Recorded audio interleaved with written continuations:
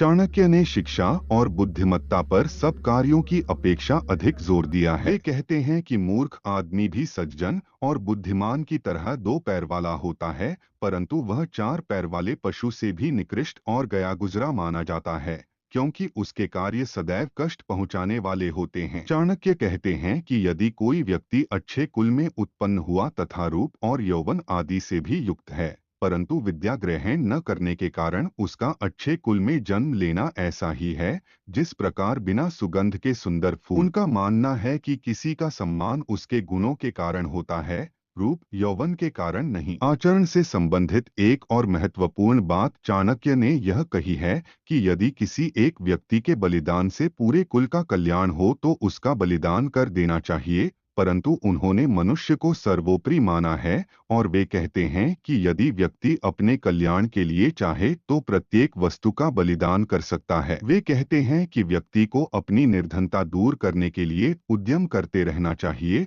और पापों से बचने के लिए प्रभु का स्मरण करते रहना चाहिए। उन्होंने बार बार मनुष्य को सचेत है कि वह किस प्रकार कष्टों से बच सकता है। उनका कहना है कि व्यक्ति को सदैव सतर्क रहना चाहिए। चाणक्य ने ऊपर कहा है कि प्रत्येक व्यक्ति में कोई न कोई व्यसन होता है। बहुत से लोगों में अपनी मान प्रतिष्ठा कायम करने के लिए ऐसे कार्य करने की प्रेरणा होती रहती है जिसके कारण उन्हें कष्ट उठाना पड़ता है। इसलिए व्यक्ति को चाहिए कि प्रत्येक कार्य की एक सीमा निर्धारित करके आचरण करे। व्यक्ति के आचरण से संबंधित एक और महत्वपूर्ण बात आचार्य ने कही है कि मधुर भाषण करने वाला व्यक्ति सारे संसार को अपना बना सकता है। इसलिए उन्होंने कहा है कि अनेक कुपुत्र होने के बजाय एक सुपुत्र होना कहीं अच्छा है। चाणक्य ने एक और बात इस अध्याय में बहुत महत्वपूर्ण कही है कि आज भी अधिकांश लोग यह बात नहीं जानते कि बच्चों से किस प्रकार का व्यवहार करना चाहिए। उनका कहना है कि 5 वर्ष तक की आयु के बच्चे से लाड़ दुलार, 10 वर्ष तक की आयु तक ही डराना धमकाना और यदि आवश्यकता पड़े तो ताड़ना दी जा सकती है,